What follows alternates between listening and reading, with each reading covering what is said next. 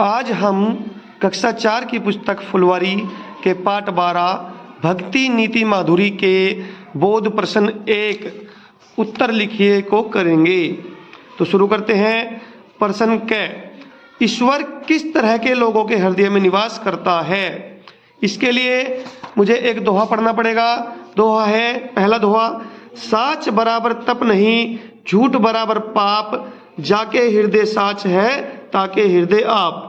यानी कि क्या है, जिसके हृदय में सच है उसे के हृदय में आप निवास करते हो, यानी कि ईश्वर निवास करता है।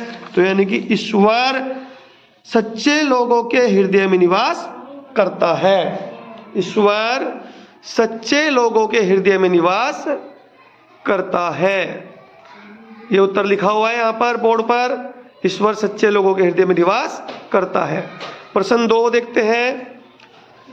सच्चे व्यक्तियों की तुलना वृक्षों और नदियों से क्यों की गई है? इसके लिए मुझे फिर एक दोहा पढ़ना पड़ेगा। वृक्ष कभू नहीं फल बखे, नदी न संचय नीर, परमारथ के कारणे साधुन धरा शरीर। जिस प्रकार वृक्ष अपना फल स्वयं नहीं खाते और नदी अपना पानी स्वयं इकट्ठा नहीं करती, उसी प्रकार भगवान ने जो हमें शरीर दिया है दूसरों के काम आने के लिए दिया है। यानी कि जो प्रश्न का उत्तर है, सज्जन व्यक्तियों की तुलना वृक्षों और नदियों से क्यों की गई है, इसके लिए प्रश्न 2 बोर्ड पर लिखा हुआ है। इसका उत्तर, जिस प्रकार वृक्ष और नदी दूसरों को फल और पानी देकर उनकी भूख और प्यास मिटाते हैं, उसी प्रकार सज्जन व्यक्ति भी परोपकार करते हुए बिना किसी स्वार्थ के लोगों की सहायता करते हैं। अब अगला प्रश्न देखते हैं। प्रश्न ग है, बुरी संगत का प्रभाव किस प्रकार के लोगों पर नहीं पड़ता? इसके लिए फिर से मुझे एक दोहा पढ़ना पड़ेगा। जो रहीम उत्तम प्रकृति का करी सकत कुसंग, चंदन विश्व व्यापत नहीं लिपटे रहत भुजंग। यानी कि क्या है कि जो उत्तम प्रकृति के व्यक्ति है उस पर कुसंगत भी कोई प्रभाव नहीं डालती। जिस प्रकार चंदन के पेड़ पर भुजंग यानी कि सांप यानी कि अजगर लिपटा रहता है, फिर भी उस पर पूरे पेड़ पर विष व्याप्त नहीं होता है, उसी प्रकार उत्तम प्रकृति के व्यक्ति पर भी किसी कुसंगत का प्रभाव, बुरी संगत का प्रभाव नहीं पड़ता है। बोर्ड पर प्रश्न ग का उत्तर लिखा है कि बुरी संगत का प्रभाव उत्तम प्रकृति के लोगों पर नहीं पड़ता।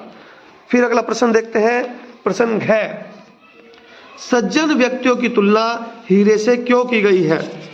इसके लिए ये पढ़ेंगे। बड़े बड़ाई न करे, बड़े न बोले बोल, रहीमन हीरा कब कहे, लाख टका मोल।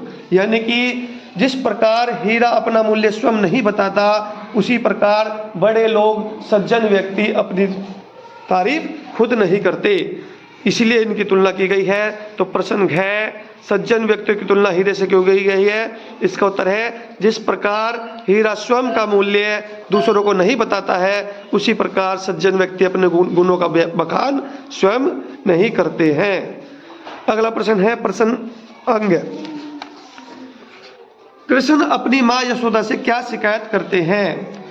इसके लिए मुझे पढ़ना पड़ेगा सूरदास की।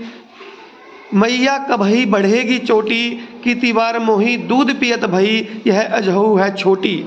यानी कि क्या है, कृष्ण जी कहते हैं मैया मेरी चोटी कब बढ़ेगी और मैं कितनी बार दूध पी चुका हूँ, फिर भी मेरी यह बहुत छोटी है, चोटी छोटी रह गई है, मेरी चोटी बढ़ नहीं रही है। यानी कि कृष्ण भगवान अपनी मैया से, माँ यशोदा से शिकायत करते हैं, कहते हैं कि मेरे कई बार दूध पीने के बावजूद भी मेरी चोटी नहीं बढ़ रही है।